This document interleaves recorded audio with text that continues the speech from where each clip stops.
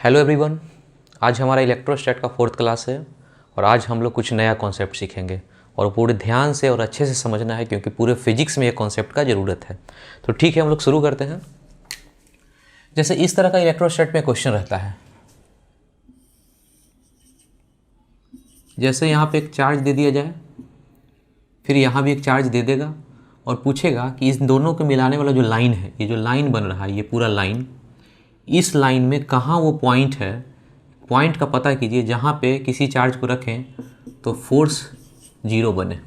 इस टाइप का एक क्वेश्चन पूछा जाता है कि ये दो चार्ज रखा हो अलग अलग मैग्नीट्यूड का 8Q और इस लाइन में कहीं भी वो पॉइंट को ढूंढ कर निकालना है कि कहाँ पे रखेंगे चार्ज को, तीसरा चार्ज को, कोई भी चार्ज हो सकता है 1, 10, 100Q, कुछ भी, कहाँ पे रखें जहाँ पे फोर्स कितना हो, जीरो हो।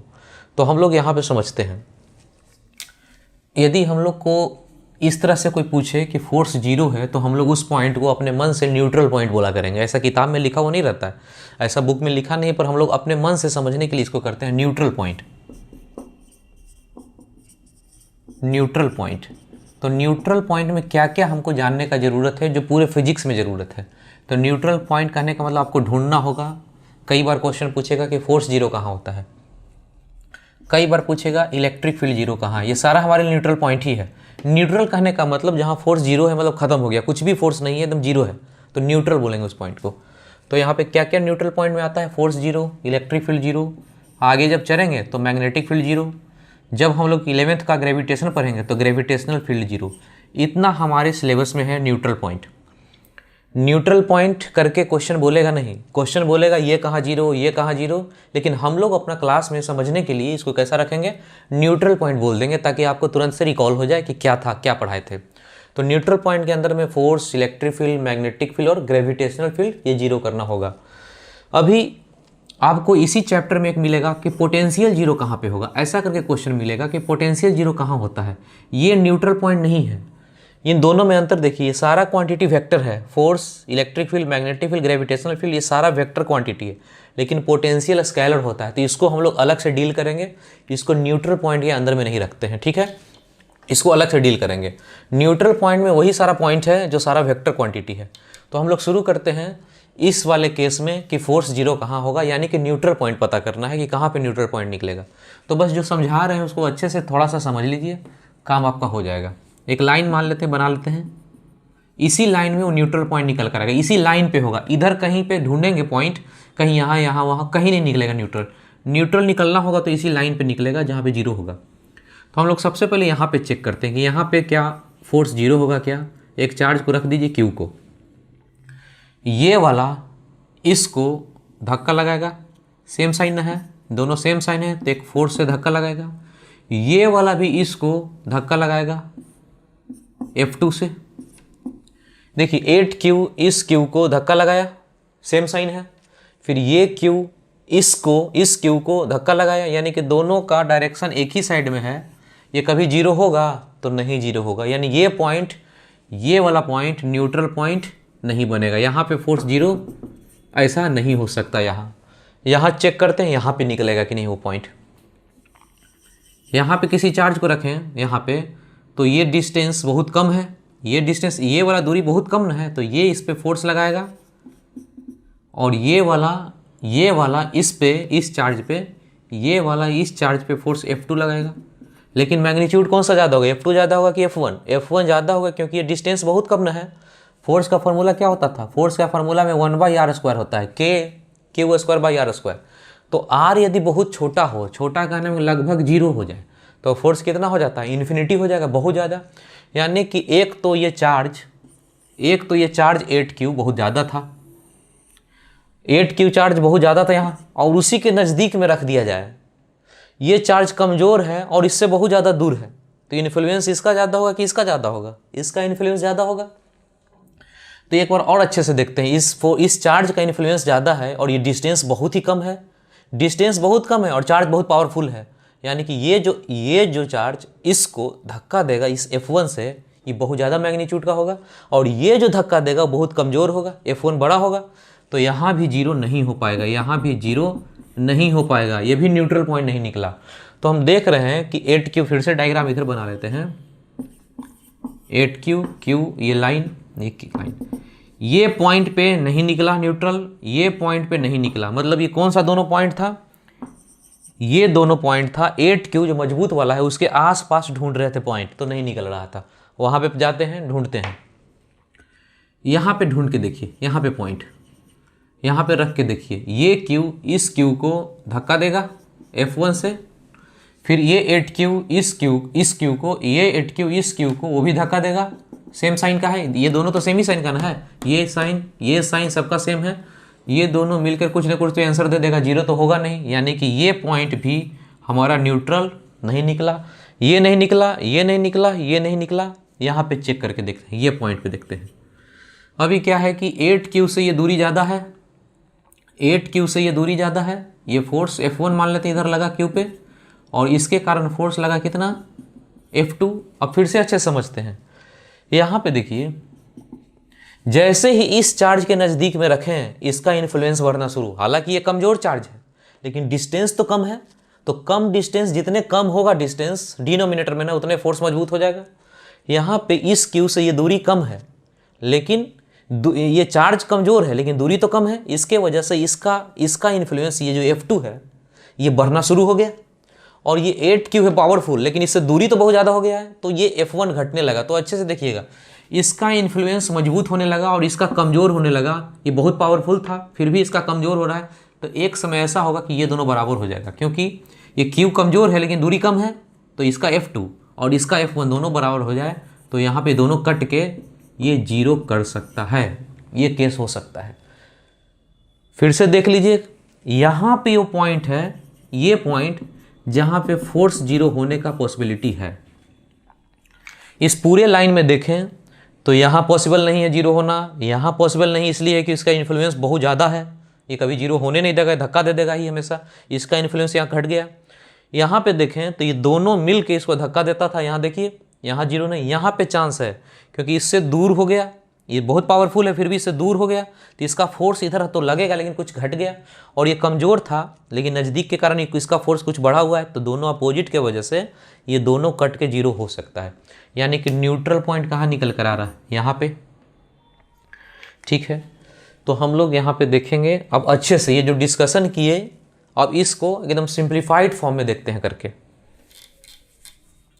अभी हम लोग कई सारा केस लेते हैं और इसको बिल्कुल सिंप्लीफाइड फॉर्म में बताते हैं जो अभी बताए थे।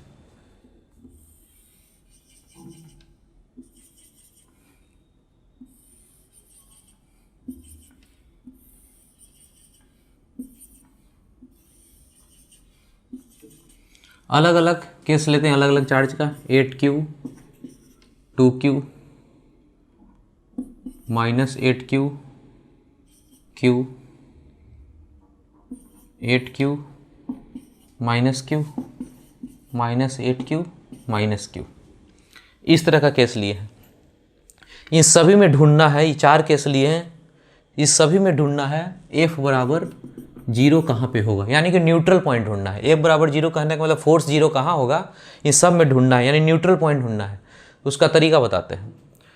जो अभी हम लोग बता रहे थे, यहाँ सॉल्व जो कर रहे थे, वो बहुत लेंदी है, कॉम्प्लिकेटेड, उतना सोचने की ज़रूरत नहीं है। आपको यहाँ पर देखिए कैसे आसानी से होता है।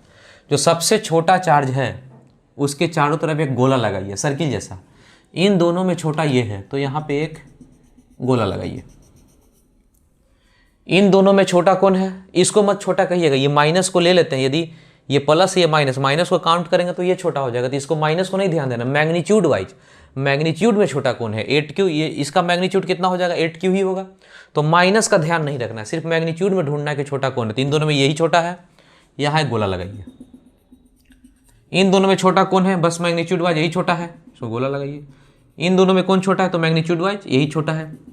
माइनस का ध्यान ही नहीं रखना है, छोटा ढूंढने के लिए माइनस का ध्यान नहीं रखना है, नहीं तो -10 -1 से छोटा -10 हो जाएगा, तो माइनस का ध्यान नहीं रखना है, बस मैग्नीट्यूड में कौन छोटा है।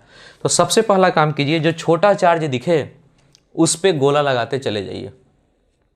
ठीक है, अब सेम साइन का, यदि दो चार्ज सेम साइन का हुआ, अभी यही ना केस लेके डिस्कस कर रहे थे, यदि दो चार्ज सेम साइन का हुआ तो बीच में निकलेगा न्यूट्रल पॉइंट। यदि दो चार्ज अपोजिट साइन का हुआ तो न्यूट्रल पॉइंट बाहर होगा। लेकिन वो जो न्यूट्रल पॉइंट होगा अंदर या बाहर, किसके आसपास होगा, जो छोटा चार्ज है, छोटा चार्ज के आसपास या तो अंदर निकल कर आएगा या बाहर निकल कर आएगा न्यूट्रल पॉइंट, यानी फोर्स जीरो, लेकिन वो छोटा के आसपास ही होगा। और एक केस अभी हम देखे थे कि ये ऐसा ऐसा केस लिए थे तो यहाँ पे न्यूट्रल पॉइंट निकल रहा था। तो बार बार आप जब क्वेश्चन सॉल्व करेंगे एक एक करके ढूंढेंगे कि ये फोर्स इधर फोर्स, काफ़ी टाइम लगेगा। बिल्कुल सिंप्लीफाइड फॉर्म ये है, इसको अच्छे से समझिए। दो चार्ज हुआ तो बीच में यदि सेम साइन का हुआ तो बीच में, अपोजिट साइन का हुआ तो बाहर में न्यूट्रल पॉइंट निकलेगा। अब ये गोला किधर लगाना है, ध्यान है ना, गोला हमेशा छोटा चार्ज के पास लगाना है। यहाँ पे देखना शुरू कीजिए, दोनों सेम साइन का है, यानी न्यूट्रल पॉइंट ये निकलेगा, ये वाला पॉइंट न्यूट्रल होगा, यहाँ पे फोर्स जीरो होगा। यहाँ पे देखिए तो ये दोनों अपोजिट साइन का है, तो जहाँ अपोजिट साइन हो तो न्यूट्रल पॉइंट यहाँ नहीं होगा, बाहर में निकल जाएगा, यहाँ पे होगा। इसी लाइन में आगे चल के ये वाला पॉइंट होगा न्यूट्रल। देख लीजिए कैसे, इसको समझना है तो इधर समझ लीजिए, -8Q Q, यहाँ पे चेक करते हैं फोर्स जीरो होगा कि नहीं। कोई चार्ज को रख दीजिए, ये Q इस Q को धक्का देगा, ये माइनस वाला है, माइनस है, उसको खींच लेगा, कभी जीरो होगा, यहाँ तो जीरो नहीं होगा, यहाँ जीरो हो जाएगा। देखिएगा ये Q इस Q को धक्का देगा, और ये माइनस है, ये माइनस है, ये प्लस वाले को खींचेगा, ये दोनों कट के तो जीरो हो सकता ना, ये न्यूट्रल पॉइंट बन सकता है। यही चीज़ को यहाँ बताया जा रहा है, लेकिन ऐसे करने में काफ़ी टाइम लगता है, तो ऐसे कर लीजिएगा। अपोजिट साइन हुआ तो बाहर, सेम साइन का हुआ तो बीच में, लेकिन गोला किधर लगेगा, छोटा वाला के पास। आगे बढ़िए, ये दोनों में गोला लगा दिए, ये दोनों अपोजिट साइन है, अंदर होगा कि बाहर होगा, बाहर होगा। यहाँ पे इस लाइन में आगे बढ़ेंगे, ये पॉइंट होगा न्यूट्रल, यहाँ फोर्स जीरो। इसमें बताइए कहाँ पे होगा, ये दोनों अपोजिट साइन है क्या, सेम साइन है, सेम साइन, देखिए ये भी माइनस ये भी माइनस, कहाँ पे होगा, अंदर में, ये पॉइंट होगा, ये पॉइंट होगा न्यूट्रल। ये सारा न्यूट्रल पॉइंट का कॉन्सेप्ट है, इसको अच्छे से देख लीजिए, समझ लीजिए।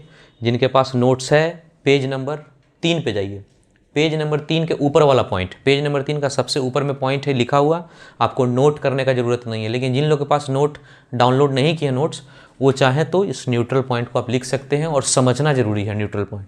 ये हर चैप्टर में इसका इस्तेमाल होगा और ईजिली इसको सॉल्व करेंगे। एक बार इसको देख लीजिए आप। ठीक है, हम लोग एक क्वेश्चन करते हैं। जिनके पास SC वर्मा बुक होगा, SC वर्मा का पेज नंबर 114 यहाँ लिख देते हैं,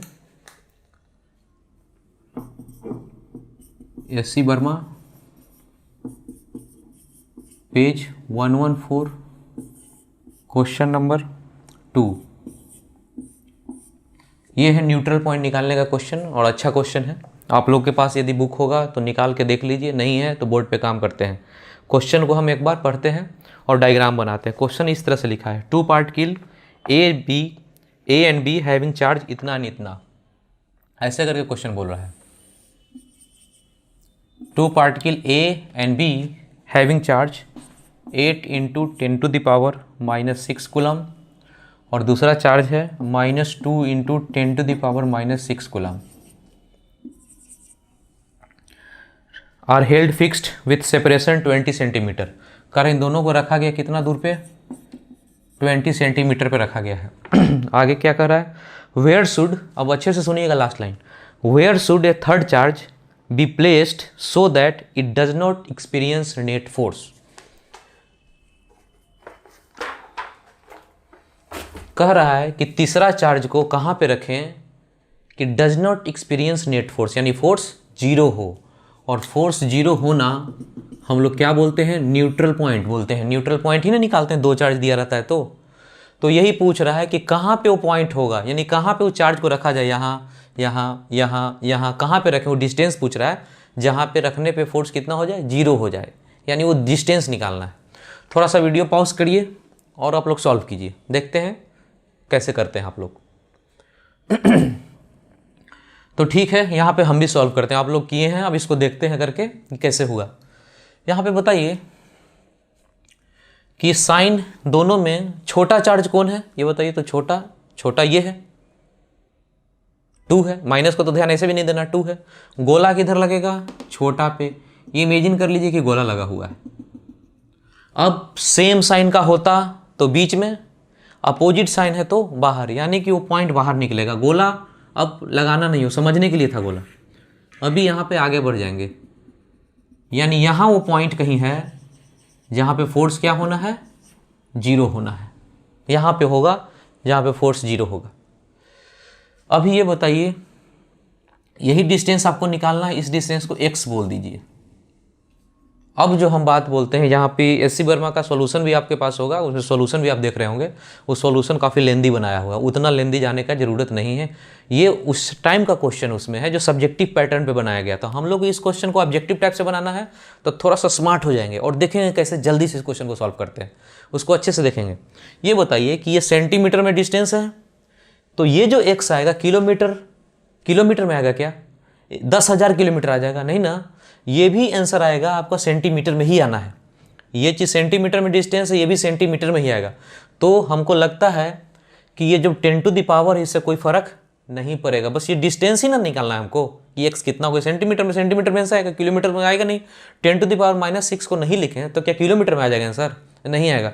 इस क्वेश्चन को, ये सब्जेक्टिव क्वेश्चन को कैसे ऑब्जेक्टिव में कन्वर्ट कर देते हैं, देखिए 10 टू द पावर -6 के कोई फर्क पड़ना नहीं है यहाँ, तो 10 टू द पावर -6 यहाँ से भी उड़ा दिए और यहाँ से भी उड़ा दिए, दोनों जगह से उड़ा दिए। अब यहाँ पे चार्ज बचा 8 और यहाँ पे चार्ज बचा कितना? -2। यहाँ पे चार्ज है 8 और यहाँ पे चार्ज है -2। क्या है? यूनिट माइक्रो है, कूलाम है, कुछ भी ध्यान नहीं देना। 8 है, -2 है, बीच का डिस्टेंस 20 है, ये दूरी x मान लिए, यहीं पे निकालना है। देखिए हो जाएगा काम। यहाँ पे चार्ज को रखना है, कितना चार्ज को रखें? Q को रखें। वही को ना बोला था कि थर्ड चार्ज को, तो Q मान लें। नहीं मानना है, अपने मन से ना मानना है, तो इसको जो मर्जी मानिए, 1 मान लीजिए चार्ज को, 1। अब शुरू कीजिए। ये 8 वाला, ये 8 कूलाम या जो भी 8 वाला, इस 1 को क्या करेगा? दोनों सेम साइन है, रिपेल करेगा, F1 लिख लीजिए। ये -2 इस 1 को क्या करेगा? अट्रैक्ट करेगा, और ये दोनों बराबर होगा तभी फोर्स 0 होगा। दोनों को यहाँ बराबर कीजिए और तरीका देखिए कि कैसे सॉल्व हो रहा है। तरीका F1 था इसके कारण, लिखवाइए कितना लिखें? F1 इन दोनों के बीच था, 1 और 8 के बीच, तो F1 होगा कितना लिखें? K इतना इंटू इतना, 8 इंटू 1 डिवाइडेड बाय ये डिस्टेंस कितना है? 20, ये 20 और x 20 प्लस x का इतना नहीं लिखेंगे, इतना लिखेंगे टाइम लग रहा है ना हम लोग को। आप लोग यहाँ इसलिए हम मेरा चैनल देख रहे हैं क्या कि आपका क्वेश्चन जल्दी बने और आपका स्पीड बहुत अच्छा रहे। तो यहाँ पे देखिए, यहाँ भी k और यहाँ भी k है, दोनों साइड में नहीं, फोर्स लिखाएगा तो यहाँ भी k और यहाँ भी k, तो क्यों लिखना? दोनों तो कट ही जाएगा। सीधा लिखेंगे हम लोग, इतना नहीं लिखेंगे। 8 इंटू 1 k नहीं लिखना है, 8 इंटू 1 8 इंटू 1 8 हो गया, 8 बाई ये डिस्टेंस कितना हो गया? 20 प्लस x का whole square divided by equal to F2 इन दोनों के बीच कितना हो गया? k यहाँ भी नहीं लिखते हैं, इन दोनों के बीच -2 लिखें क्या? फॉर्मूला में आपको सिखाए थे ना, माइनस नहीं लिखाता है। जब डायरेक्शन मेंशन हो गया तो माइनस नहीं लिखा, हम लोग सिर्फ मैग्नीट्यूड ही लिखते हैं। यहाँ बताइए, -2 इंटू 1 नहीं लिखेंगे बल्कि 2 इंटू 1, 2 डिवाइडेड बाय डिस्टेंस कितना है? x का स्क्वायर। ये स्टेप को देखिए समझ में आएगी नहीं। F1 था ये दोनों के बीच का, तो लिख दिए 8 बाई डिस्टेंस का स्क्वायर। ये F2 जो था इन दोनों के बीच का था, तो 2 इंटू 1 डिवाइडेड बाई ये डिस्टेंस x का स्क्वायर। अभी देखिए यहाँ से स्टेप, इससे इसको काटिए, ये 4 बना, यहाँ पे रूट लीजिए और यहाँ भी रूट लीजिए, दोनों साइड रूट ले लीजिए। ये 2 बाहर आ जाएगा, ये बचेगा 20 प्लस x, ये बचेगा। अब इधर गुना कीजिए, 2x बराबर 20 प्लस x इधर गया, x बराबर 20। आंसर x बराबर 20 आया तो किस यूनिट में? तो जिस यूनिट में डाटा दिया हुआ है 20 सेंटीमीटर ना, तो अपने आप ही x किस में आ गया? ये 20 आया हुआ है, अपने आप से क्या यूनिट दे देना है? सेंटीमीटर ही है। ये सेंटीमीटर में तो सेंटीमीटर में ही आंसर आएगा, अलग से नहीं आएगा कुछ। एक बार बोर्ड पे देखिए, ये लिखना है, एक स्टेप, 2 स्टेप और तीसरा स्टेप में जाके आंसर निकाल लेना है। देखिए कैसे किया गया है, इसको समझिए अच्छे से, ठीक है। अब हम लोग न्यूट्रल पॉइंट का कॉन्सेप्ट जान गए हैं और इसका क्वेश्चन का प्रैक्टिस करना है, तो इसका क्वेश्चन आगे मिलेगा। जैसे electric field, magnetic field, electric field आगे हम लोग को इसी चैप्टर में मिलना है, उसमें न्यूट्रल पॉइंट का बहुत सारा क्वेश्चन है, उसको करेंगे। इसमें अभी फिलहाल फोर्स से रिलेटेड एस.सी. वर्मा में एक ही क्वेश्चन था, उसको कर लिए, आगे और भी मिलेगा। अब हम लोग न्यू कॉन्सेप्ट पढ़ते हैं। यहाँ बोर्ड पर देखिएगा, जिनके पास नोट्स होगा, नोट्स में पेज नंबर 3 पे जाइए, क्वेश्चन पॉइंट नंबर 4। नोट्स में पेज नंबर 3 पे जाइए, इसके बाद वाला पॉइंट पढ़िए, उसमें है सिस्टम ऑफ चार्ज के बारे में पढ़ना है। तो बोर्ड पे आइए, समझते हैं क्या है। जैसे सपोज कीजिए एक टेबल पे 3 चार्ज रखा हुआ है और एक ठीक बीचों बीच रखा हुआ है। सिस्टम में कितना चार्ज रखा हुआ है? टोटल 3। अब आपको बोल रहा है कि पूरा सिस्टम ये टेबल पर रखा हुआ है, 1 चुंबक, 2 चुंबक, 3 चुंबक, 3 चुंबक को रखा हुआ है एक लाइन में, टेबल पे रखा हुआ है। अब ये बताइए बीच वाले चुंबक पे कितना फोर्स लगेगा? बीच वाले चुंबक पे तो ये सिमेट्रिकल बिल्कुल स्ट्रक्चर है, हम लोग जानते हैं कि बीच वाले पे फोर्स कितना होता है? हमेशा 0 होता है। ये चुंबक कैसा भी हो, क्यू हो, डबल क्यू हो, 2Q 3Q कुछ भी हो, यहाँ तो फोर्स 0 ही होगा। न्यूट्रल पॉइंट, बीच वाला पॉइंट कैसा होता है? सिमेट्रिकल, न्यूट्रल नहीं सिमेट्रिकल, इन दोनों के ठीक बीचों बीच है, मिड पॉइंट पे फोर्स 0 ही होता है। लेकिन ये बताइए कि 3 चुंबक को टेबल पे रख दें, बीच वाला तो 0 होगा, साइड वाला 0 हो जाए तो नया टाइप का बात है, उसको छोड़ेंगे। 2 चुंबक रख दिए, तीसरा चुंबक को तो भागना ही चाहिए किधर न किधर, लेकिन वो भी न्यूट्रल है, वो रुका हुआ है, कहीं नहीं जा रहा है, यानी उस पर फोर्स कितना है? 0 है। तो यहाँ पे आपको ऐसा क्वेश्चन बोलता है कि सिस्टम ऑफ चार्ज, सिस्टम, इस सिस्टम में कितना है? सिस्टम करने का मतलब जितना भी टेबल पे रखा हुआ है सबको सिस्टम बोलते हैं। इस टेबल पे कितना रखा हुआ है? 3 चार्ज। एक टेबल पे 3 चार्ज को रखा गया, कह रहा है कि 3 चार्ज एक टेबल पे रखा गया है और ये पूरा सिस्टम इक्विलिब्रियम में है, कोई कहीं नहीं जा रहा है, सबको छोड़ दिया गया। तो बीच वाले को चेक करेंगे तो कुछ मिलेगा नहीं, इसलिए क्योंकि बीच वाला ऑलरेडी किसी भी तरह कुछ भी रखें, बीच वाला पे तो 0 ही होगा, क्योंकि ये सिमेट्रिकल पॉइंट है। तो यहां से आपका क्वेश्चन बनेगा नहीं। यदि सिस्टम ऑफ चार्ज का क्वेश्चन है, system of charge in equilibrium, यदि सिस्टम ऑफ चार्ज का क्वेश्चन है, इक्विलिब्रियम में है, तो बीच वाले पे कभी भी फोर्स मत चेक कीजिए, इसलिए क्योंकि ऑलरेडी 0 हो जाता है, उसमें कुछ मिलेगा ही नहीं। हमको कहाँ चेक करना चाहिए? कॉर्नर, कॉर्नर में जो भी निकले, चाहे लेफ्ट कॉर्नर या राइट कॉर्नर, ये दोनों कॉर्नर है। कॉर्नर वाले पॉइंट पे क्या करना है? कॉर्नर वाले पे चाहे इस पे या इस पे क्या कर देना है? फोर्स निकालिए, जो भी लिखा है फोर्स, उसके बाद में क्या कर दीजिए? उसको 0 कर दीजिए। बस यही टेक्निक है। System of charge in equilibrium का क्वेश्चन हो, इसको सॉल्व करना है तो बहुत सारा क्वेश्चन इस तरह का रहेगा। तो सिस्टम में जितना भी चार्ज रहने दीजिए, कभी भी बीच वाले पे मत चेक कीजिए, किसी भी कॉर्नर को पकड़िए, टोटल फोर्स उस पर लिखिए और फिर उसको 0 कर दीजिए। जैसे इसमें बताते हैं, इसमें 3 सिस्टम था, सिस्टम में 3 चार्ज था, ये इक्विलिब्रियम में पूरा है। इक्विलिब्रियम कहने का मतलब फोर्स क्या है? उस पर 0 है। तो हम लोग इसको छोड़े ये भी नहीं भागेगा, इसको छोड़े ये भी नहीं भागेगा, ये इसको छोड़े ये भी कहीं नहीं चलेगा। तो पूरा सब इक्विलिब्रियम में है, तो बीच वाले पे चेक करना नहीं है। किसको चेक करना? कॉर्नर वाले को। कॉर्नर में चाहिए किसी को भी चेक कर लीजिए, आपको आंसर आ जाएगा। तो कॉर्नर वाले पे सबसे पहले टोटल फोर्स लिखिए और फिर उसको 0 कर दीजिए। करते हैं काम। ये चार्ज इसको धक्का देगा, F1 लिख लीजिए। फिर ये वाला इसको, सेम साइन है, ये भी धक्का देगा, F2। नेट फोर्स कितना हो गया? F1 प्लस F2 लिख दीजिए, F1 प्लस F2, ये हो गया नेट। अब कह रहा है कि चूंकि सिस्टम इक्विलिब्रियम में है सारा, तो फोर्स तो 0 होना चाहिए। अब इसी फोर्स को क्या कर दीजिए? 0, और जो क्वेश्चन पूछा है सॉल्व हो जाएगा। इतना पहले लिखिए। F1 का फॉर्मूला यहाँ से ढूंढिए कि F1 किसके बीच के था? इसके बीच का था। F2 था इन दोनों के बीच का। ये फार्मूला सबको लिखिए और सॉल्व कर दीजिए, जो पूछा हुआ क्वेश्चन सॉल्व हो जाएगा। तो सिस्टम ऑफ चार्ज इक्विलिब्रियम का क्वेश्चन सॉल्व करने का तरीका यह हुआ कि किसी भी कॉर्नर वाले चार्ज पे टोटल फोर्स लिख के 0 कर दीजिए।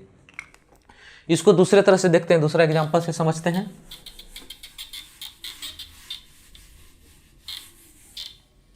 जैसे सपोज कीजिए कि टेबल पे ढेर सारा चार्ज इस तरह से रखा हुआ हो, Q1, Q2, Q3।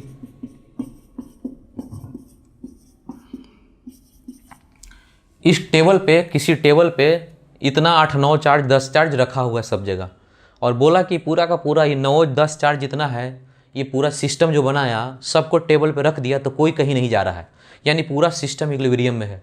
इसका मतलब किसी पे भी चेक करे तो फोर्स क्या आना चाहिए? 0 आना चाहिए। तो सेंटर वाले चेक करेंगे तो कुछ फायदा होगा? नहीं होगा, क्योंकि सब आमने सामने इधर उधर करके उसको तो 0 कर ही देगा। एक्स्ट्रा ऑर्डिनरी बात, अजीब टाइप का बात लगता है कि कॉर्नर वाला 0 कैसे हो जा रहा है। तो इसको यदि सॉल्व करेंगे, इस पे लग जाए हम लोग, तो क्वेश्चन सॉल्व हो जाएगा। तो हम लोग क्या करेंगे, कभी भी सिस्टम ऑफ चार्ज इक्विलिब्रियम में हो तो बीच वाले पे नहीं चेक कीजिए, कोई भी मर्जी आप पकड़ लीजिए, इसको पकड़ लीजिए और इस पे टोटल फोर्स आप लिख दीजिए। सबसे पहला काम कीजिए कि टोटल फोर्स लिख के और फिर क्या कर दीजिए, उसको 0 कर दीजिए। सबसे पहले टोटल फोर्स लिखिए, इसके कारण फोर्स, इसके कारण फोर्स, इसके कारण, सबके कारण फोर्स लिख लीजिए और फिर उसको क्या कर दीजिए 0, अपने आप आंसर आ जाएगा। तो नोट्स में आप जाइए, जिनके पास नोट्स है, नोट्स में जाके इस जो कॉन्सेप्ट पे जो थ्योरी लिखा है उसको देखिए और उसमें क्या क्या लिखा हो एक बार देखिएगा। तो एक डायग्राम नोट्स में आपको मिलेगा, उसको समझाते हैं। तो जो नोट्स में डायग्राम है देखिए इस तरह से एक डायग्राम बनाया हुआ है और यहाँ पे ऐसे चार्ज रखा है क्यू क्यू क्यू क्यू और यहाँ पे सेंटर पे एक रखा है माइनस क्यू। बोला है कि ये 4-5 चार्ज जो बना हुआ है इसको टेबल पे रख दिया जाए, कोई कहीं नहीं जा रहा, यानी पूरा सिस्टम इक्विलिब्रियम में है। तो कुछ निकालिए, क्वेश्चन में बोलेगा ये चीज़ निकालिए। तो ये बताइए किस पे आप फोर्स को चेक कीजिएगा तो आपको कुछ फायदा होगा।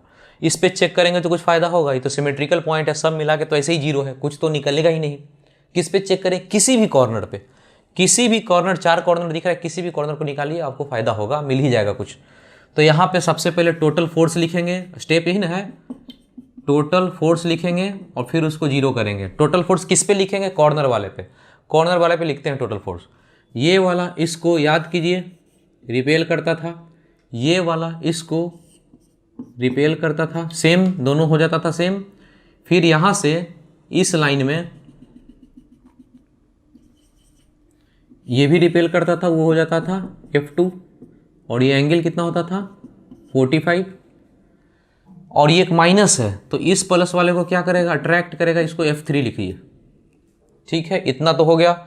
ये वाला ऐसे धक्का दिया, ये वाला ऐसे धक्का दिया और ये वाला इसको ऐसे धक्का दिया, लेकिन ये माइनस है तो ये खींच लिया। ठीक है, इन तीनों का रिजल्टेंट हमको पता है पहले से। इन तीनों का, इसका कंपोनेंट इधर ही गिरेगा, इसका भी कंपोनेंट इधर ही जाएगा और ऑलरेडी यहाँ पे है तो ऊपर की तरफ इधर तिरछा साइड में कितना लगेगा? F2 plus 2F1 cos 45। याद है ना, पहले भी ऐसा काम हो चुका था। 1, 2 और 3 फोर्स का रिजल्टेंट। एक इधर component F1 cos 45, F1 cos 45 तो 2F1 cos 45 और इसी डायरेक्शन में F2 है तो F2 लिख दिए। ऊपर की तरफ इतना फोर्स लग रहा है और नीचे की तरफ कितना लग रहा है? F3। इसको यहाँ पे क्या होना चाहिए? जीरो। इक्विलिब्रियम में है तो फोर्स जीरो होगा ना, तो यहाँ जीरो होने के लिए ऊपर की तरफ जितना फोर्स लग रहा है उतना नीचे की तरफ लगना चाहिए F3। यानी कि टोटल फोर्स जीरो करना है और जीरो तब होगा जब ऊपर का फोर्स यानी कि F2 प्लस 2F1 cos 45 ऊपर का फोर्स बराबर नीचे का फोर्स, नीचे का कितना? F3। ये कर दें तो जो क्वेश्चन पूछा सॉल्व हो जाएगा। तो एक बार बोर्ड पे देखिए कि ये इक्विलिब्रियम सिस्टम का कैसे क्वेश्चन सॉल्व हुआ। सिस्टम पूरा का पूरा इक्विलिब्रियम में हो तो कैसे सॉल्व करना चाहिए, एक बार देख लीजिए। आप इसको नोट कर लीजिए, जिनके पास नोट्स नहीं है वो नोट कर लीजिए, पर आपका टाइम वेस्ट होगा। नोट्स में सब लिखा हुआ है, अब उसमें जाइए डिस्क्रिप्शन में, नोट्स को डाउनलोड कर लीजिए, उसका प्रिंट ले लीजिएगा। आप लोग देख लीजिए एक बार। ठीक है, तो हम लोग क्वेश्चन करते हैं। जिनके पास क्वेश्चन है पेज नंबर 11, पेज नंबर 11 का क्वेश्चन नंबर 29, पेज नंबर 11 का क्वेश्चन नंबर 29 बोर्ड पे देखिए। ये IIT 87 का क्वेश्चन है, ये IIT 87 का क्वेश्चन है। सेम क्वेश्चन, इसी क्वेश्चन को नीट 2013 में, इसी क्वेश्चन को 2013 में नीट पूछा था और ये कई जगह पे क्वेश्चन देखने को मिला है, कई जगह पे इस क्वेश्चन को पूछा गया है। एक तो नीट में पूछा है, आप देखेंगे जिनके पास होगा मेरा क्वेश्चन, पेज नंबर 43 पे जाइए, पेज नंबर 43 पे जाइए और क्वेश्चन नंबर 25 देखिए। पेज नंबर 43 का क्वेश्चन नंबर 25 ये नीट का क्वेश्चन है। पेज नंबर 20 पे जाइए, पेज नंबर 20 का क्वेश्चन नंबर 52, पेज नंबर 20 का क्वेश्चन नंबर 52 ये जेईई मेन का क्वेश्चन है, 2002 में सेम क्वेश्चन है। ये कई बार क्वेश्चन पूछा गया है। तो ठीक है, इसको देखते हैं। ये IIT 87 है, इसी को रिपीट करता है बहुत बार, तो इसको देखते हैं क्वेश्चन क्या बोलता है। आप लोग देखिए, वीडियो पॉज कीजिए और इसको सॉल्व करने का कोशिश कीजिए। देखिए क्वेश्चन में बोलता है 2 चार्ज इधर रखा हुआ है और इन दोनों को मिलाने वाला जो लाइन है ठीक उसके सेंटर पे एक छोटा क्यू को रख दिए हैं। क्वेश्चन यही बोल रहा है, देखिए a charge Q is placed at the centre of line joining 2 equal charge capital Q. इन दोनों को मिलाने वाला जो लाइन है उसके सेंटर पे एक छोटा क्यू को रख दिया और क्वेश्चन बोलता है कि system of 3 charge will be in equilibrium. यानी कि पूरा सिस्टम का क्वेश्चन आ गया, ये पूरा सिस्टम इक्विलिब्रियम में है। और इस तरह का क्वेश्चन सॉल्व करने के लिए कैसे बोले हैं, किसी भी कॉर्नर को पकड़ के फोर्स लिख के जीरो कर दीजिए, आंसर आ जाएगा। जो पूछा है वही आपसे पूछा है, इसमें कि क्यू कितना होगा, आपसे पूछा है कि ये क्यू कितना होगा। देखिए एक बार सोचिए, वीडियो पॉज करके आप लोग सोचिए। ठीक है, तो आप लोग इसको सोचे होंगे, अब हम भी सॉल्व करते हैं। ये बताइए कि ये वाला क्यू इस क्यू को रिपेल करेगा, इसको F1 लिख लेते हैं। ये क्यू दोनों सेम साइन का, तो ये क्यू इस क्यू को वो भी रिपेल करेगा। ये कैसा हो गया F2, F1 प्लस F2, ये हो गया net force F1 plus F2। इसको क्या करना है, जीरो करना होता है। बोले थे ना कि सिस्टम इक्विलिब्रियम का क्वेश्चन हो तो यहाँ पे टोटल फोर्स लिखिए। टोटल फोर्स ये हो गया, ये इस टोटल फोर्स को लिख के क्या कर देना है, उसको जीरो कर देना है। अब इसको लिखने का तरीका आप लोग जो लिखे होंगे, बहुत लोग इस क्वेश्चन को आप लोग बहुत लोग लिखे होंगे, इसको सॉल्व भी किए होंगे। तो यहाँ पे दिक्कत आप लोग देखिए कहाँ होगा, इसको सॉल्व करना शुरू किए होंगे तो सब कुछ लेना शुरू किए, डिस्टेंस तो दिया नहीं है, तो आपको टाइम ज़्यादा लग रहा होगा। तो हम पहले देख लेते हैं आपके हिसाब से, आप जैसे सॉल्व किए पहले वैसे करके, फिर इसका ईजी टेक्निक बताएंगे कि कैसे होता है।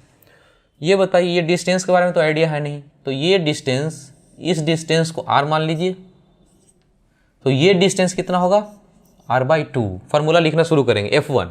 F1 किसके कारण था, इन दोनों के कारण। फार्मूला लिखेंगे K क्यू डिवाइडेड बाय ये डिस्टेंस कितना r का स्क्वायर प्लस F2 इन दोनों के बीच का था।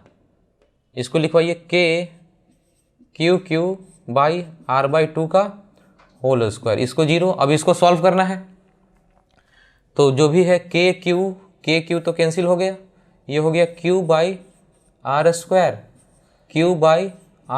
और 2 का ऊपर गया तो 4 बना बराबर 0।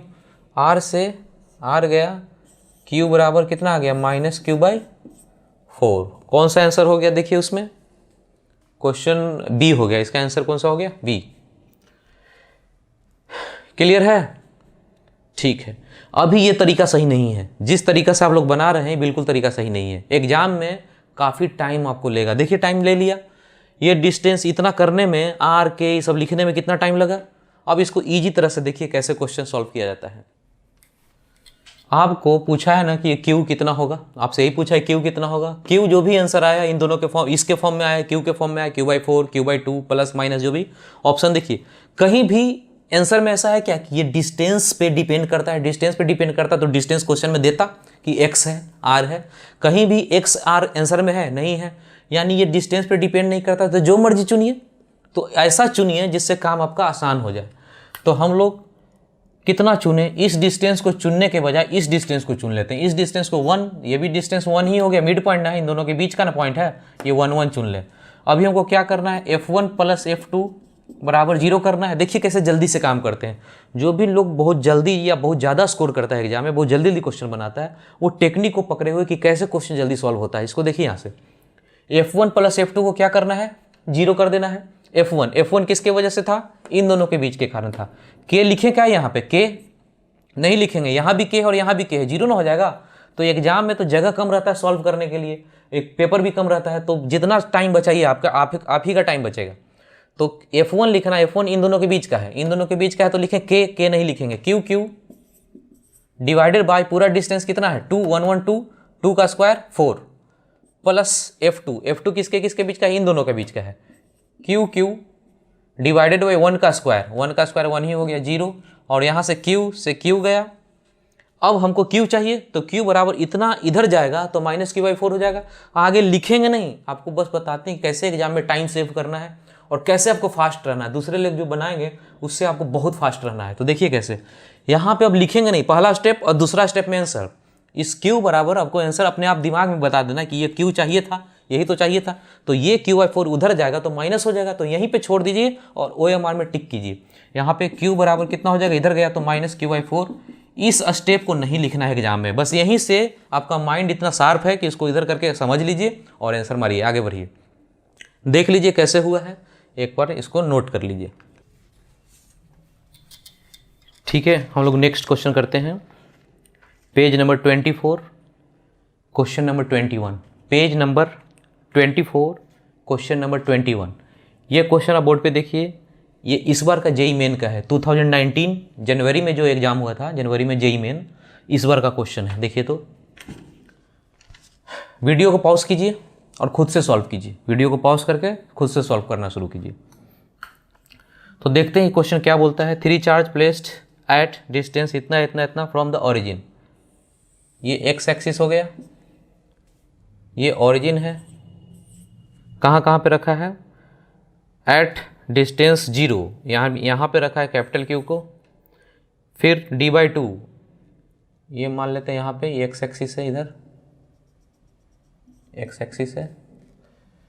एक यहाँ पे रखा है d/2, x बराबर d/2 पे छोटा q को, फिर x बराबर d पे कैपिटल Q को। ऐसा क्वेश्चन बोल रहा है, ये और ये ऐसा क्वेश्चन बोल रहा है। If the net force experience by plus Q placed at x बराबर 0, कह रहा है कि x बराबर 0 तो यही है, x इक्वल टू 0 ऑरिजिन है, ये ऑरिजिन का पॉइंट है। कह रहा है कि इस पॉइंट पे नेट फोर्स 0 है, तो कह रहा है इतना है, तो Q कितना होगा, Q कितना होगा। देखिए क्वेश्चन इस बार का जेईई मेन का क्वेश्चन है। तो इसमें क्या बोला है कि इस तरह से एक्स एक्सिस पे चार्ज को रख दिया Q, एक इधर Q और एक बीच में है ना, बीच देखिए पूरा दूरी कितना है, ये D। ठीक इन दोनों के बीच में d/2 पे एक छोटा चार्ज रखा। कह रहा है कि इस पे फोर्स जो ओरिजिन पे रखा हुआ है इस पे 0 है, तो Q कितना होगा। अभी ना क्वेश्चन बना है, यही ना क्वेश्चन हो गया सिस्टम इक्विलिब्रियम का। सिस्टम में क्या था, 3 चार्ज रहता था, सब इक्विलिब्रियम में, तो इसी को ना फोर्स को 0 करते थे। अभी जो हम लोग क्वेश्चन सॉल्व कर रहे थे उसमें बस यही था, सिंपल ऐसे था, यहाँ Q, यहाँ Q, यहाँ Q, ये सिस्टम इक्विलिब्रियम में, तो यहाँ पे फोर्स क्या करते थे, 0 करते थे। यही क्वेश्चन है कि यहाँ पे फोर्स 0 करना है, तो Q क्या निकलेगा, वही निकलेगा जो यहाँ आता था। कितना आता था, -Q/4, सेम आंसर। तो देखिए इसी क्वेश्चन को पूछा है पर लैंग्वेज बदल दिया, इस टाइप का फॉर्मेट में बोल के बोला कि यहाँ फोर्स 0 है, लेकिन क्वेश्चन अलग नहीं था, सेम ही क्वेश्चन था। ठीक है, हम लोग नेक्स्ट क्वेश्चन करते हैं। सेम ही क्वेश्चन था, अलग नहीं है क्वेश्चन। देख रहे हैं कितना फ्रीक्वेंटली ये क्वेश्चन पूछा जा रहा है। हम लोग नेक्स्ट क्वेश्चन करते हैं, पेज नंबर 19 आपके पास क्वेश्चन है तो देख लीजिएगा। पेज नंबर 19 पे क्वेश्चन 42, पेज नंबर 19 का क्वेश्चन नंबर 42। ये जेईई मेन 2004 का क्वेश्चन है, बोर्ड पे देखिए जेईई मेन 2004 का क्वेश्चन है, और इसको आप लोग पॉज कीजिए, सॉल्व करना शुरू कीजिए, खुद से सॉल्व कीजिए।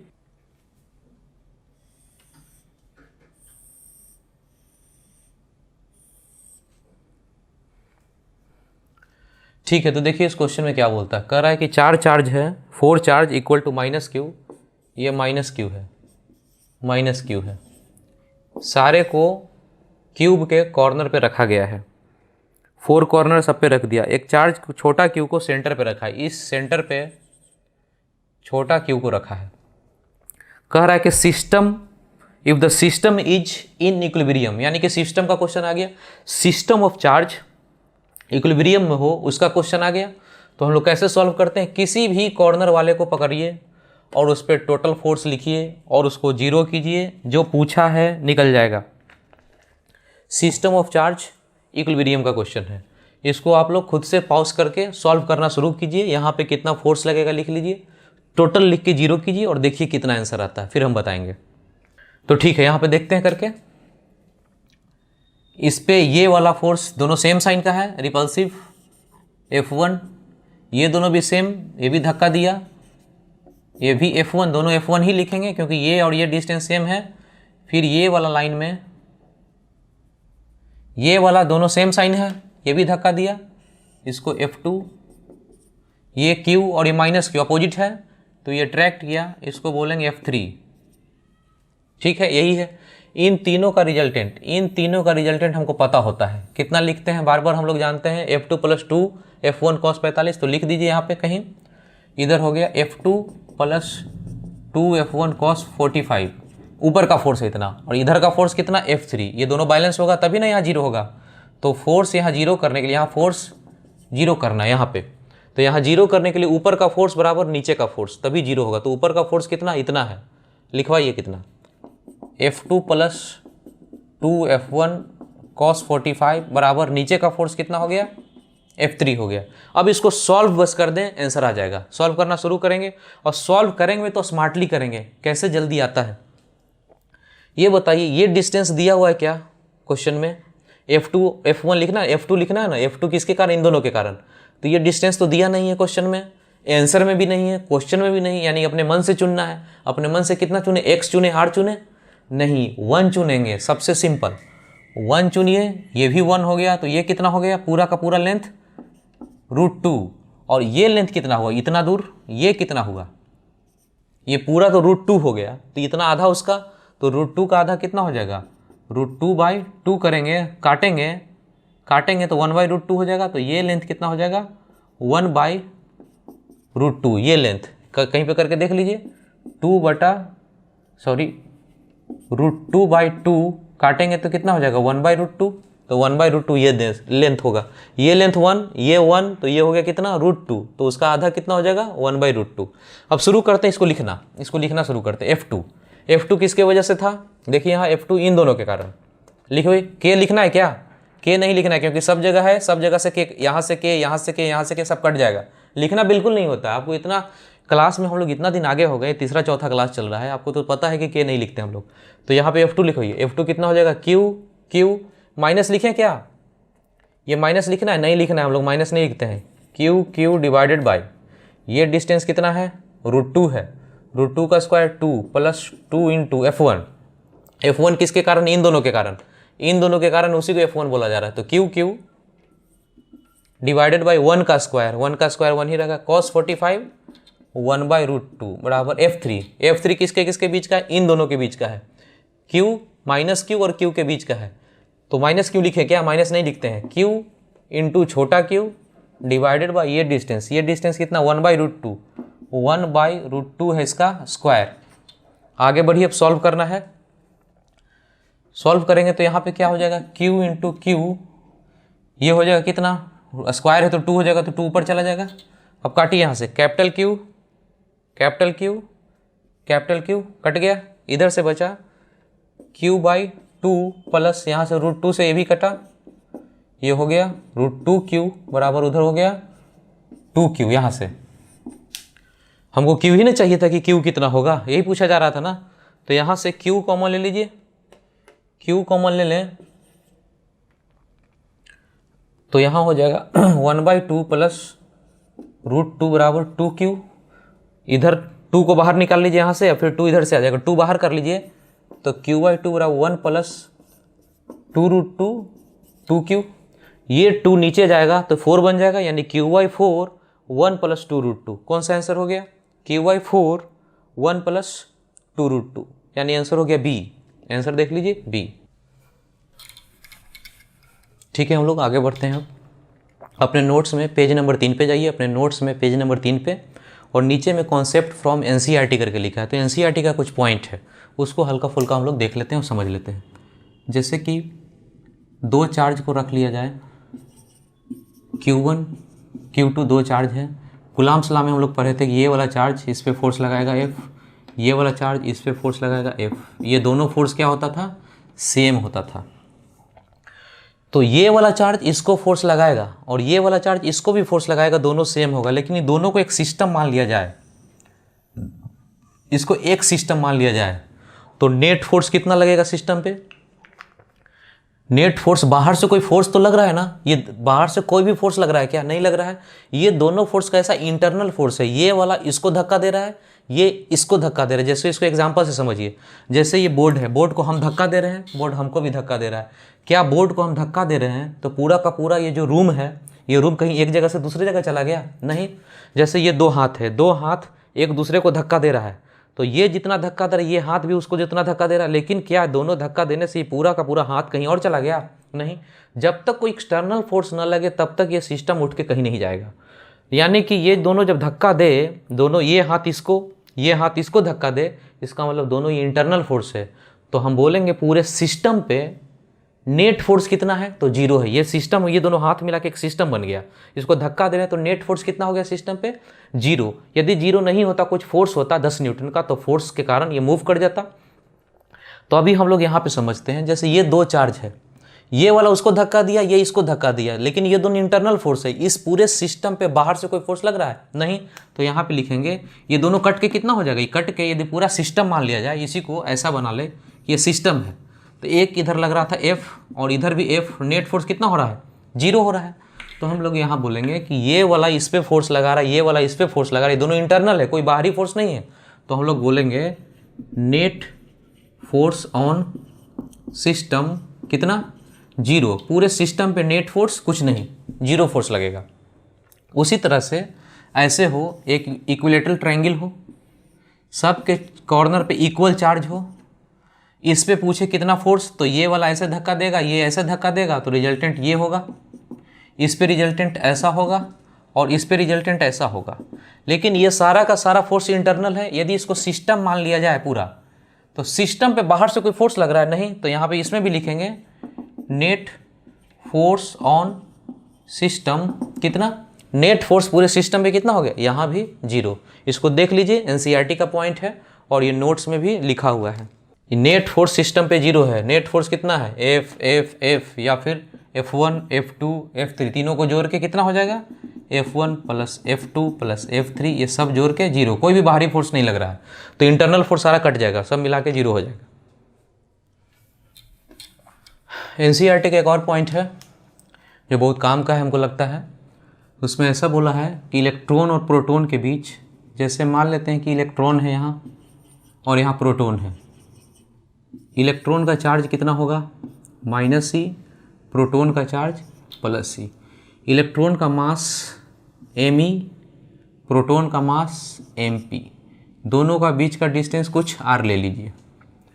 तो चार्ज है तो इलेक्ट्रोस्टैटिक्स जो फोर्स लगता है वो लगेगा, मास है तो ग्रेविटेशनल फोर्स लगेगा, ग्रेविटेशन चैप्टर में पढ़ना है।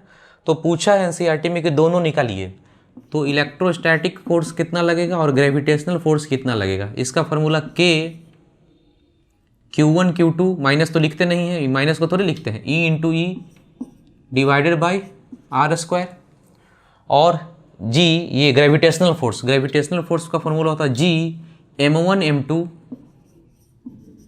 Divided by r²। ठीक है, अभी एनसीईआरटी में बोला कि दोनों को कंपेयर कीजिए आपस में कि कौन ज़्यादा है, तो दोनों को भागा दीजिए। पहले दोनों को भागा देंगे, r² चला जाएगा, यहाँ पे बचेगा Fe बाई Fg बराबर Ke² बटा G me mp। यहाँ पे बताइए K का वैल्यू कितना होता है, 9 × 10⁹। G का वैल्यू कितना होता है, G का वैल्यू होता है 6.67 10⁻11। ये होता है K का वैल्यू आपको पता है 9 × 10⁹। E का वैल्यू इलेक्ट्रॉन का चार्ज न है, चार्ज होता है 1.6 × 10⁻19। मास ऑफ इलेक्ट्रॉन पता ही है, मास ऑफ प्रोटॉन पता ही है, सब का वैल्यू पता है, इसका सबको डाल के गुना भाग करें तो एनसीईआरटी में किया हुआ है ये लगभग 10⁻39 आता है। बोर्ड पे देखिए Fe बटा Fg निकाले तो ये इतना आता है, ये बहुत बड़ा क्वांटिटी है, 10⁻39, यानी एक पर बहुत सारा जीरो, 40 जीरो 39 जीरो, यानी इतना जीरो करने का मतलब है कि ये क्वांटिटी बहुत ही बड़ा आ रहा है। यहाँ पे ऐसा लिखेंगे Fe बाई Fg ये आता है 10⁻39 के रेंज में, ये बहुत ही बड़ा क्वांटिटी है, बहुत ही ज़्यादा बड़ा है। इसका मतलब ऐसा बोल सकते हैं कोई क्वांटिटी बहुत बड़ा हो, यानी यही ना बड़ा हो गया है, इसका रेशियो बहुत बड़ा है, इसका मतलब ऊपर वाला ज़्यादा है, डिनोमिनेटर बहुत ही छोटा है, तभी ना इतना बड़ा क्वांटिटी आ रहा है। तो डिनोमिनेटर बहुत ही छोटा है, तो यहाँ पे कह सकते Fe बहुत ही बड़ा है और Fg बहुत ही छोटा है, ऐसा बोल सकते हैं। ऐसा बोल सकते हैं कि Fe के रेस्पेक्ट में Fg बहुत ही छोटा है। तो यहाँ पे बोर्ड पे देखिए डिस्कशन क्या हुआ, ये जो सॉल्व करने का तरीका क्या क्या किए और करते यहाँ तक पहुँचे 10⁻39 पे।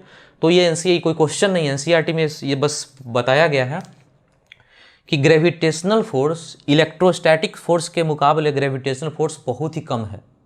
यानी कि इस नेचर में जहाँ पे हम आसपास रहते हैं यहाँ पे ग्रेविटेशनल फोर्स बहुत ही कमज़ोर है, इलेक्ट्रोस्टैटिक फोर्स बहुत स्ट्रॉन्ग है। फिर भी नेचर में क्या दिखाई देता है कि पेन को छोड़ते हैं तो पेन नीचे गिर जाता है, लेकिन कभी भी हम लोग चलते हैं या फिर बाल में इसको रगड़ें, जब इस तरह से फ्रिक्शन करें और छोटे छोटे टुकड़े को आसपास लेके जाएं तो खींचता है, यानी चार्ज हो जाता है। तो कभी भी आप चलते हैं फ्रिक्शन होता है, फ्रिक्शन के वजह से बॉडी चार्ज होता रहता है, बॉडी चार्ज हो गया, बाइक आप चला रहे हैं तो वो भी चार्ज हो गया, कपड़ा इधर उधर किए वो भी चार्ज हो गया, सब कुछ चार्ज हो रहा है। यानी इलेक्ट्रोस्टैटिक्स फोर्स भी नज़र आ रहा है नेचर में और ग्रेविटेशनल फील्ड भी, ग्रेविटेशनल फोर्स भी। लेकिन नेचर में डोमिनेटिंग कौन है, पेन को छोड़ते हैं तो पेन गिरता हुआ दिखता है, ग्रेविटेशनल फोर्स दिखता है, लेकिन इलेक्ट्रोस्टैटिक फोर्स नज़र आता है, कहीं नहीं दिखता है कि ऐसा कुछ चीज़ को अट्रैक्ट कर लिया। बहुत ही स्ट्रॉन्ग इलेक्ट्रोस्टैटिक फोर्स हमको नज़र आ रहा है, लेकिन फार्मूला तो यही बताता है कि इलेक्ट्रोस्टैटिक फोर्स ग्रेविटेशनल के मुकाबले इतना ज़्यादा है कि 10⁻39 टाइम ज़्यादा है। फिर भी नेचर में कहीं भी इलेक्ट्रोस्टैटिक फोर्स नज़र नहीं आता है। डोमिनेटिंग नेचर का कौन सा फोर्स नज़र आता है? ग्रेविटेशनल। तो एनसीईआरटी में पॉइंट लिखा हुआ है कि क्यों, तो ऐसा इसलिए होता है क्योंकि इलेक्ट्रोस्टैटिक फोर्स अट्रैक्टिव भी होता है और रिपल्सिव भी होता है। सेम साइन हो तो रिपेल कर देगा, अपोजिट साइन है तो अट्रैक्ट करेगा। तो अट्रैक्टिव और रिपल्सिव होने के कारण एक दूसरे को कैंसिल करता है। लेकिन ग्रेविटेशनल फोर्स क्या होता है? हमेशा मास एक दूसरे को अट्रैक्ट ही करता है। तो ग्रेविटेशनल फोर्स अट्रैक्टिव नेचर का होने के कारण डोमिनेटिंग नेचर का है, सब जगह दिखता है।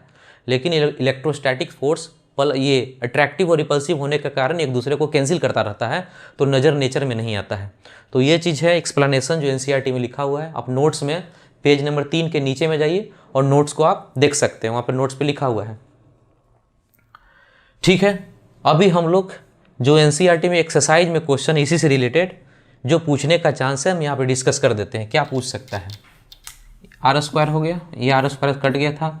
F E by F G कितना आया था? F E by F G बराबर K e square by G m e m P.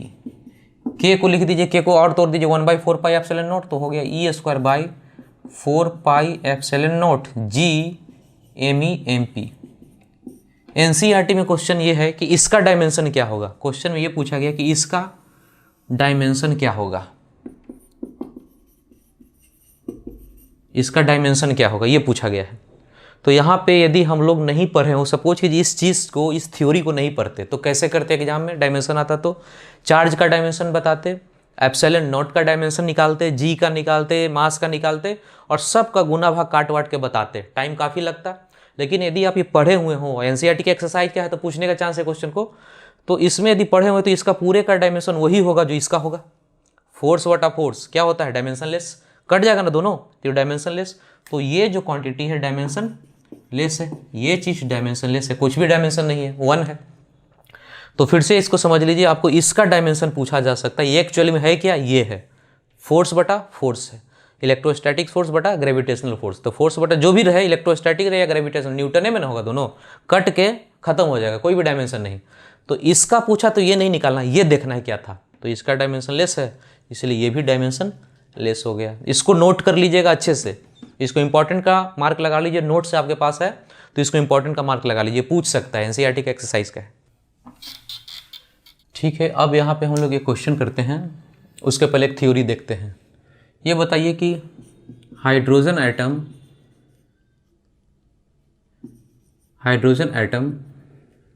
इसका चार्ज कितना होता है?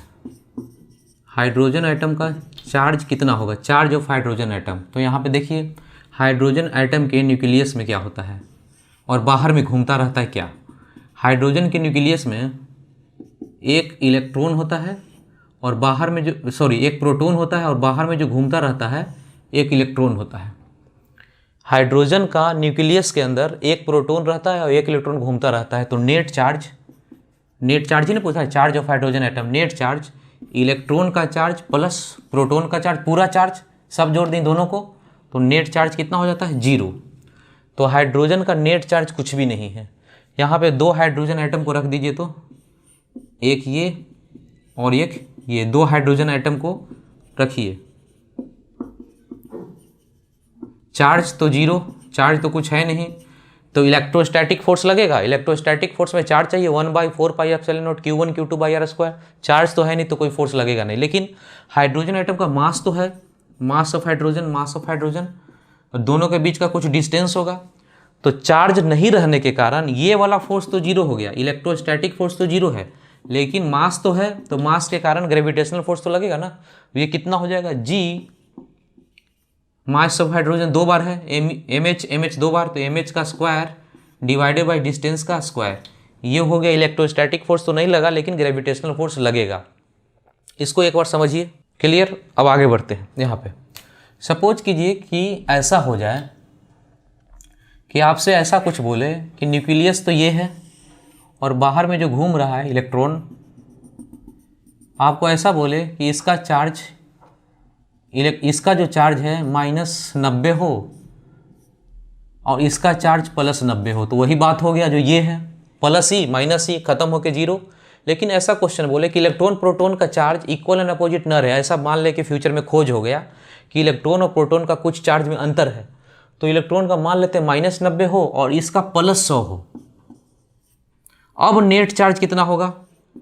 Net charge on hydrogen atom, अब कितना चार्ज होगा? अभी भी जीरो होगा क्या? पहले तो जीरो था, अभी भी जीरो होगा? नहीं, इन दोनों को जोड़ेंगे इलेक्ट्रॉन का प्लस प्रोटॉन का, ये इलेक्ट्रॉन का प्लस प्रोटॉन का तो प्लस में ना होगा, इन दोनों को जोड़िए, कितना हो जाएगा? 10। इन दोनों को सीधा सीधा सिंपली जोड़ लेंगे तो 10 चार्ज हो गया। अब यहाँ पे हम रखें तो चार्ज तो जीरो नहीं है, 10 यानी कि ये भी जीरो नहीं होगा, ये कुछ फोर्स आना शुरू हो जाएगा। हाइड्रोजन आइटम का नेट चार्ज जब आ रहा है ना 10, तो यहाँ पे 10 रखेंगे, यहाँ भी 10 रखेंगे, तो ये चीज़ जीरो नहीं ना होगा। ये फॉर्मूला क्या हो जाएगा? K 10 × 10 डिवाइडेड बाई R², यानी ये भी आंसर आने लगेगा। तो यहाँ बोर्ड पे देखिए ऐसे करके क्वेश्चन पूछा भी है कि प्रोटॉन का और इलेक्ट्रॉन का चार्ज में थोड़ा सा फर्क है, दोनों का फर्क है, तो ये आ जाएगा, ये भी आ जाएगा, आपको नेट चार्ज आ जाएगा हाइड्रोजन आइटम का, और फिर यहाँ से सॉल्व करना शुरू करेंगे। तो हम लोग देखते हैं, क्वेश्चन करेंगे इस पर।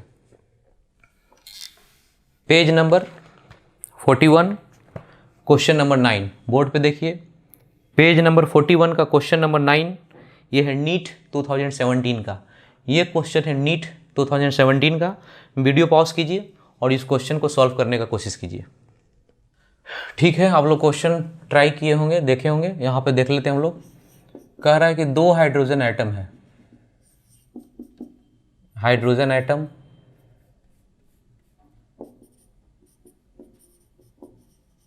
दो हाइड्रोजन एटम है, इसका मास कह रहा है कि कुछ होगा, मास ऑफ हाइड्रोजन दिया हुआ है क्वेश्चन में कि मास ऑफ हाइड्रोजन है। बीच का जो डिस्टेंस है वो भी दिया है क्वेश्चन में, क्या दिया है? बीच का डिस्टेंस d। कह रहा है कि हाइड्रोजन एटम में जो इलेक्ट्रॉन और प्रोटॉन का चार्ज में अंतर है, कह रहा है कि इलेक्ट्रॉन का -e है और प्रोटॉन का, क्वेश्चन में ऐसा दिया हुआ है, इलेक्ट्रॉन का प्रोटॉन का इन दोनों के चार्ज में अंतर है। इलेक्ट्रॉन का चार्ज है -e और प्रोटॉन का चार्ज E + डेल्टा ई है, यही क्वेश्चन बोल रहा है। देखिए वहाँ पे क्वेश्चन में क्या बोल रहा है? इलेक्ट्रॉन का चार्ज इतना ले लिया जाए, प्रोटॉन का इतना लिया जाए। इसका मतलब कि हाइड्रोजन एटम का कुछ न कुछ तो चार्ज अब आएगा ही। यदि ये नहीं होता, ये डेल्टा ई नहीं होता, इतना होता, इलेक्ट्रॉन इतना प्रोटॉन इतना, तो दोनों कट जाता, हाइड्रोजन एटम का चार्ज कितना हो जाता? 0। लेकिन अभी तो ऐसा क्वेश्चन नहीं है, क्वेश्चन बोला है कि प्रोटॉन का E + डेल्टा ई ले लिया जाए, तो बताइए कि चार्ज कितना होगा हाइड्रोजन एटम का। तो हम यहाँ लिखेंगे चार्ज ऑन हाइड्रोजन एटम कितना, इन दोनों को जोड़ेंगे तो -E + डेल्टा, ये प्रोटॉन का हो गया और ये इलेक्ट्रॉन का हो गया, ये दोनों कट गया, कितना हो गया? Delta E. यानी कि हाइड्रोजन एटम अब न्यूट्रल नहीं है, इस पर कुछ ना कुछ चार्ज है, तो डाल दीजिए ये बराबर कितना? डेल्टा ई चार्ज, ये भी हो गया कितना? Delta E. एक बार देखिए, इतना समझ में आया तो आप आगे बढ़ेंगे। ये स्टेप समझ में आ गया ना, इलेक्ट्रॉन का प्रोटॉन का अलग अलग चार्ज है, इसके वजह से नेट चार्ज हाइड्रोजन एटम का 0 नहीं होगा बल्कि डेल्टा ई होगा। अब यहाँ पे देखिए, निकाल लिए चार्ज कितना हो गया। अब आगे बढ़ते हैं। अभी हमसे पूछा है क्वेश्चन में, आगे जो पूछा है, बोला है, क्या बोला है इसमें? मेन पॉइंट कह रहा है कि net electrostatic force and gravitational force between 2 hydrogen atom placed at इतना डिस्टेंस इज 0। कह रहा है कि नेट फोर्स हाइड्रोजन एटम पे 0 है। तो यहाँ पे देखिए हम लोग शुरू करते हैं काम। ये मास है, तो मास होता है ग्रेविटेशनल फोर्स, ये तो अट्रैक्ट करेगा ही, ये अट्रैक्ट करेगा ही, ये वाला इसको अट्रैक्ट किया, ये कौन सा फोर्स है? ग्रेविटेशनल से। और ये दोनों का चार्ज सेम है तो रिपेल करता है, कूलम्ब्स लॉ बोलता है कि दोनों सेम रहने पे रिपेल करता है, तो रिपेल करेगा। ये हो गया इलेक्ट्रोस्टैटिक फोर्स। क्वेश्चन ये बोलता है कि हाइड्रोजन एटम पे नेट फोर्स, नेट कहने का मतलब इलेक्ट्रोस्टैटिक और ग्रेविटेशनल दोनों मिला के नेट फोर्स कितना बोलता है? 0। 0 कहने का ये दोनों बराबर होगा। फिर से क्वेश्चन को समझिए, यही मेन पॉइंट है। क्वेश्चन कहता है कि हाइड्रोजन एटम पे नेट फोर्स 0 है। नेट फोर्स किसका किसका क्वेश्चन में साफ साफ लिखा है, इलेक्ट्रोस्टैटिक फोर्स और ग्रेविटेशनल फोर्स का नेट जो बनता है वो 0 है। इसका मतलब ग्रेविटेशनल फोर्स जो अट्रैक्ट करने वाला है और ये जो सेम साइन का है रिपल्सन वाला फोर्स, ये दोनों बराबर है, तो कहीं पे कर लीजिए F E equal to F G, ये दोनों बराबर कर लेंगे तभी तो जीरो होगा। यहाँ पे जीरो करना यानी ये और ये दोनों बराबर होगा, बराबर कर लिए, आगे बढ़ेंगे।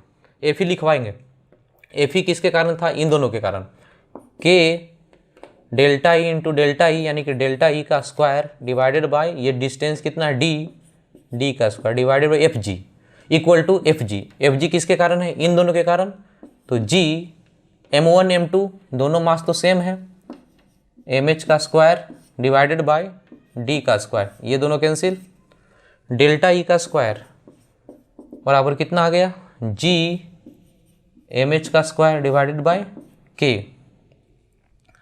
ये कितना हो गया, आपको पूछा है कि ऑर्डर कितना है, क्वेश्चन ही पूछा है ऑर्डर, ऑर्डर कहने का मतलब 10 टू द पावर, ऑर्डर कहने का मतलब 10 टू द पावर कितना है, तो यहाँ पे जी का वैल्यू कितना होता है 6.67 होता ना है, तो 6.67 को नहीं लेंगे, हमको आंसर में क्या चाहिए, देखिए वहाँ पे लिखा खाली ऑर्डर चाहिए, ऑर्डर मतलब 10 टू द पावर कितना है वो बस 10 टू द -31 -32, तो जो आगे का जो डिजिट है उसको हम लोग नहीं लिखेंगे तो आंसर में फ़र्क नहीं पड़ेगा। तो यहाँ पे जी का वैल्यू लिखते हैं कितना 10 to the power -11 into m H, mass दिया हुआ कितना 1.67 इंटू 10 टू द -27, तो 1.67 को नहीं लिखना है, 10 टू द पावर -27 है इसका स्क्वायर डिवाइडेड बाय के होता है 9 इंटू 10 टू द पावर 9, तो 9 को नहीं लिखना है हम लोग को 10 टू द पावर सिर्फ लिखना है 10 टू द पावर 9। इसको सॉल्व कीजिए, देखिए यहाँ पे कितना आता है, ये ऊपर जाएगा, ये ऊपर जाएगा और यहाँ से कितना हो जाएगा डबल हो जाएगा, तो कितना हो जाएगा 10 टू द पावर, ये चला गया तो -20, 9 गया तो माइनस हो जाएगा ना ऊपर, -20 into 10 to the power minus double हो जाएगा तो कितना हो जाएगा 54, यानी कि 10 टू द पावर फाइनल कितना हो गया 74 माइनस में। तो यहाँ पे डेल्टा ई चाहिए था तो उसका रूट करना पड़ेगा, इसका रूट करेंगे तो उसका आधा हो जाएगा, 10 टू द पावर माइनस उसका हाफ करेंगे तो 37, देख लीजिए इसका हाफ कर दीजिए, इसका हाफ करेंगे तो देख लीजिए कितना हो जाएगा, इतना। आंसर कौन सा हो गया, ऑर्डर चाहिए था यानी कि आंसर हो गया बी, देख लीजिए इसका बी आंसर होगा। और इसको एक बार समझ भी लीजिए कि कैसे कैसे क्वेश्चन पूछा था, नीट 17 का क्वेश्चन था। ठीक है, तो आज हम लोग इलेक्ट्रोस्टैट का 4th क्लास ख़त्म किए और नेक्स्ट क्लास में हम लोग आगे बढ़ेंगे और फिर देखेंगे कि कैसे कैसे काम करना है। आगे हम लोग इलेक्ट्रिक फील्ड के बारे में पढ़ेंगे, उसमें अलग अलग कॉन्सेप्ट है, लेकिन जो भी हम लोग पढ़ेंगे अच्छे से सोच समझ के पढ़िए और जो भी पढ़ाई हुआ है डिस्कशन हुआ, जैसे ये भी क्वेश्चन हुआ, इसको सोचिए कि कहाँ कहाँ क्या क्या स्टेप हुआ है, सोचने से आपका फिजिक्स बहुत अच्छा हो जाएगा। ठीक है, टेक केयर, बाय बाय।